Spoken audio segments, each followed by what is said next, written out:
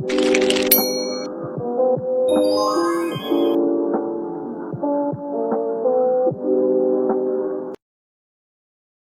with the bands. Pose with the pose with the pose with the bands. Pose with the pose with the pose with the bands. Pose with the bands. Pose with the bands. Pose with the pose with the pose with the bands. Pose with the pose with the pose with the bands.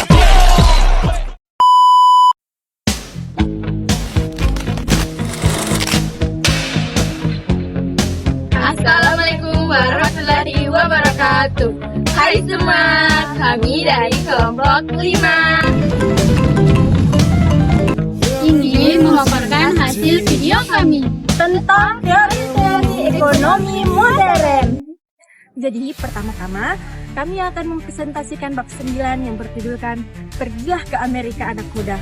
Amerika memecahkan problem distribusi dalam ekonomi.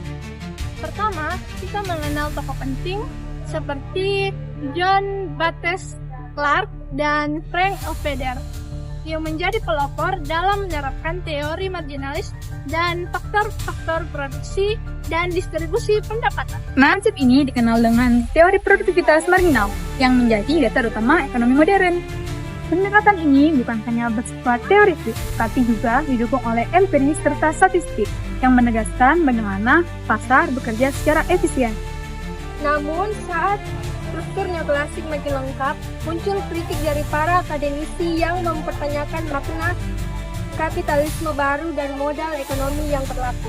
Kritik tersebut datang dari dua benua yang berjauhan, yaitu dari Amerika melalui Thorstein Veblen dan dari Jerman melalui Max Weber.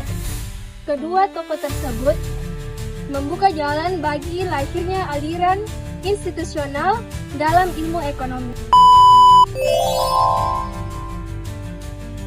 Pada bab ini, kita akan melihat bagaimana pemikiran ekonomi di Amerika yang berkembang secara signifikan, terutama menyelesaikan masalah distribusi pendapatan di era ekonomi neoklasik. Selanjutnya bab 10 yang berjudul tentang Veblen si tukang pamer dan Veblen si tukang protes berdebat tentang makna kapitalisme. Siapa sih Veblen itu? Dia adalah orang Amerika keturunan Norwegia yang dimana dia hidup di zaman revolusi industri. Masa dimana pabrik-pabrik besar udah mulai tumbuh dan orang kaya semakin banyak. Di saat yang bersamaan, banyak orang miskin yang kerja di pabrik besar itu dengan gaji upah yang kecil. Nah, si Veblen ini ngeliat nih ketimpangan sosial. Orang kaya semakin kaya dan orang miskin semakin miskin. Mereka beli barang-barang mahal, pesta besar-besaran, bahkan mereka memamerkan kekayaannya di depan publik. Nah, si Veblen ini mikir nih, kok sistem kapitalisme ini bisa iri-irian dan pamer-pameran. Nah, contoh modernnya itu apa sih?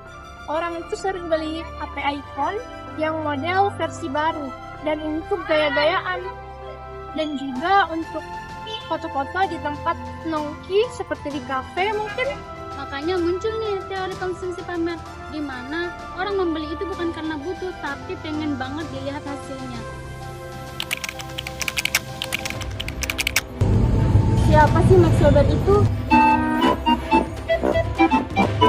Max Weber itu adalah seorang ilmuwan asal Jerman yang lahir di Erfurt, Jerman, dari keluarga yang berpendidikan dan terpandang. Ayahnya seorang politis sukses, sedangkan ibunya adalah seorang yang religius. Max Weber, ia kuliah dan mengambil jurusan hukum dan ekonomi, terus jadi profesor sosiologi dan ekonomi politik di beberapa universitas besar di Jerman. Karyanya yang terkenal yaitu The Protestant Ethic and Spirit of Capitalism pada tahun 1905. Menurut Max Weber, ia percaya dan melihat bahwa sistem kapitalisme bisa positif kalau didasari oleh moral dan spiritual, serta dijalankan dengan nilai-nilai etika kerja dan tanggung jawab. Jadi kesimpulannya yaitu Veblen melihat kapitalisme dari sisi gelapnya, sedangkan Weber melihat kapitalisme dari sisi terangnya asalkan dinilai dengan nilai moral dan membuat masyarakat menjadi maju.